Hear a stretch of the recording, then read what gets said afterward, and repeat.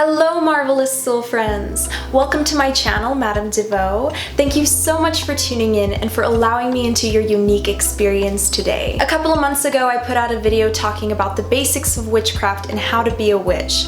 Well, it got much more positive feedback than I expected, so I will be following up with more videos diving deeper into witchcraft. Starting with this one, since one of the most notable parts of being a witch is spellcasting. When the topic of spellcasting is brought up, your mind probably jumps to visions of magic wands or rooms dimly lit with pillar candles. While these are components in spellcasting, it actually goes so much deeper than that. Spells are essentially the grouping together of words to create a magic charm, and there are many names for them. Incantations, mantras, affirmations, they're all just labels for the same thing. But what if I told you every single word that comes out of your mouth is a magic spell, whether you're aware of it or not? You see, the power of the word lies within the vibration it carries. Each word that is spoken holds a certain vibration, which will ultimately manifest a certain result. The result that is created is vibrationally resonant to the word that is spoken. So for example, if I say I'm thankful for so-and-so, that is coming from a place of gratitude, which holds an extremely high vibration. The words that I speak will be reflected back to me in a way that is resonant to what I said. So maybe the person will do more things that further make me thankful for them, or maybe they'll just show me more love. The same rule applies if I were to say I hate so-and-so. This is coming from a place of anger and hatred, which are low vibrational emotions. These words will be reflected back to me in a way that creates more hatred and resentment within me. So I hope this makes you more conscious about the things that you're talking about on a day-to-day basis. All of your words hold power. This also applies to the words that you're listening to. So spending too much time around people who partake in low vibrational conversations, such as gossip, even that energy will eventually influence your reality in a negative way. Our bodies are magical toolboxes for manifestation and magic practice, but we've deviated so far from these true abilities that a lot of these skills are being used unconsciously and doing more harm to us than good. So the first and probably most important tip for spellcasting is to be mindful of your words. We're always practicing magic, people, even when we're unaware of it or even if we don't believe in it. So it's critical to remain conscious of the words that we're speaking because they're always manifesting in one way or another. Next tip for effective spellcasting is to set your intention. This is the driving force behind manifestation. Your intention is essentially your reasoning behind why you're doing a spell. It can be for more money, a love interest, protection over your home, a certain job, anything really. I also can't stress enough how important it is to be clear down to the T about exactly what it is that you're trying to bring about. If you just say, I wish I had more money, you could manifest an experience where you find a $1 bill on the ground and technically your wish has been granted because you're $1 richer than you were before. But if you say, I have more than enough money to support myself while also doing the things I enjoy, you're getting super specific about what it is that you seek, and you're more likely to find fulfillment within these wishes. So don't be afraid to get really specific, but try not to get too caught up in the details. You want to leave room for the universe to generate an experience that really wows you. Don't worry about how the spell will manifest. Let the divine forces of synchronicity take care of that. Just have faith and trust that the spell worked. Your belief in your spells is that final push you need to get whatever it is that you want. In fact, have so much faith that you're able to let the desire go completely. Obsessing over how and when a spell will manifest creates an energy of distrust, which will ultimately prolong the amount of time it takes for your spell to manifest. And you're probably asking, Hannah, how long does it take for a spell to manifest? Well, this depends on a number of factors. First, the divine creative forces don't exist in the realms of time.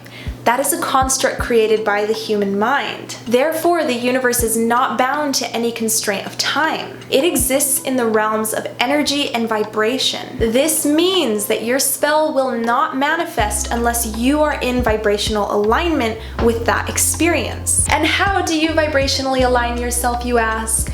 Well, you live as if the spell has already manifested. So an example of this would be if you were doing love spells to manifest an ideal partner.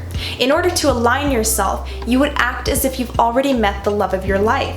So you would do things such as show yourself love and take yourself out on dates, doing all of the things that this person would do for you, maybe complimenting yourself regularly or buying yourself gifts. This creates a space for your spell to begin to work and for you to eventually meet somebody who can reflect this energy back to you. Once you have your intentions set and you've gotten super specific about what it is that you seek, you may want to start incorporating tools to add that extra oomph to your spells. Keep in mind though, these tools are not at all necessary.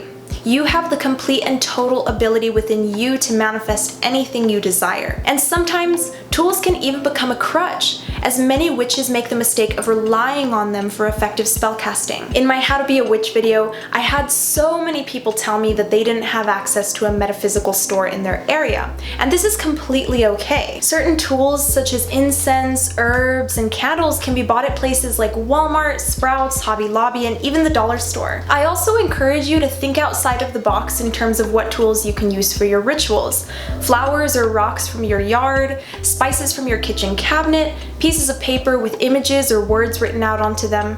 Part of being a witch is to be resourceful, so I encourage you to really get creative. So one time I was out on a hike and I found this large stick with some duct tape wrapped around it on the ground, and immediately my brain was like, that's a wand. So I just took it home, and I wrapped this selenite crystal around it, and it's not anything fancy, but it works. So, get creative, use what you have around you. There's some really nice tools that you can buy online, but that's not to say that things that you find in your yard or things that you find out on hikes aren't gonna work too. It's all about the intention behind it. There's also plenty of online retailers that sell a heap of online goods, but I suggest you do your research before making any purchases, because there's also a lot of scammers out there who are selling fake low quality items. After gathering everything you need, you're gonna wanna cleanse the space that you'll be performing the spell in. You can cleanse it with sage or incense, but if you don't have access to any of these things, you can also cleanse your space with prayer or visualization. I personally like to visualize a golden light coming out of my body and enveloping the space that I'm in, clearing away any negative energy. You really don't want any negativity in the space that you're in and mixing in with your magic, because it can affect your spell in a not so positive way. So keeping your space clear and free of negative energy is vital for your spell's success. Now let's go over an easy money spell that you can try today to start practicing your spell casting. I also have 3 more spells listed on my website completely free of charge, so check out the description box below after this video in case you want to practice a little more. For this spell, the only thing you're gonna need is a $1 bill. You can also print a picture of one online, or you can draw a picture of one on a piece of paper, but for the best results, you're gonna want a real $1 bill. So once you have your dollar bill, you're gonna take a couple of moments to really bring yourself into the present. And you can do this by taking some deep breaths and focusing only on the breath. So you're gonna hold your dollar bill in both of your hands, and you're gonna take a moment to take in all of the senses. So you can smell your dollar bill if you'd like, you can feel it between your finger pads, you can take a look at it, really soak in all of the senses and immerse yourself into the moment and hold yourself there. Once you've brought yourself into the moment, you're gonna close your eyes. And in your mind's eye, you're gonna visualize a crisp $20 bill. You're gonna continue to feel the dollar bill that you're holding, but this time, in its place, you're gonna imagine a $20 bill instead. Feel how grateful you are for this $20 bill. And even think of something special that you can buy with it. Something that'll make you extremely happy and excited. Now, holding on to these emotions of gratitude and happiness, you're gonna recite the following. With my luck so great and plenty, I turn this bill from 1 to 20. You're gonna repeat this incantation a total of 3 times while visualizing the $20 bill in your hand. The key here is to hold on to the positive emotions that you were feeling how happy you will be when you receive your $20 or when you buy those things you were thinking about buying. The emotion is what really drives the manifestation process. Once you're done, you can thank the dollar bill for its service to you and go leave it somewhere to be found by someone else, or you can give it to a random person. But the point is to invoke a positive emotional reaction which further powers your spell. After you've done all of that, have faith that your $20 will indeed manifest. If you begin to lose faith, there is a lesser likelihood of your spell becoming reality. Keep in mind, the universe works in very mysterious ways, and you may also manifest the experiences or objects that you were planning to buy with the $20. So simply be open to anything. The point of this practice is to show you the power that you hold. If you have any other suggestions for new spellcasters, go ahead and leave your own personal tips in the comments section below. This is a community, guys, and we're here to help each other grow. But that is the conclusion of this vlog. Please leave a like if this resonated with you and hit that subscribe button to see more content like this. Check out my resources in the description box below, my website, my personal readings, all of that stuff. And if you'd like, share this video with a friend, a family member, or a stranger, someone who you feel would benefit from it.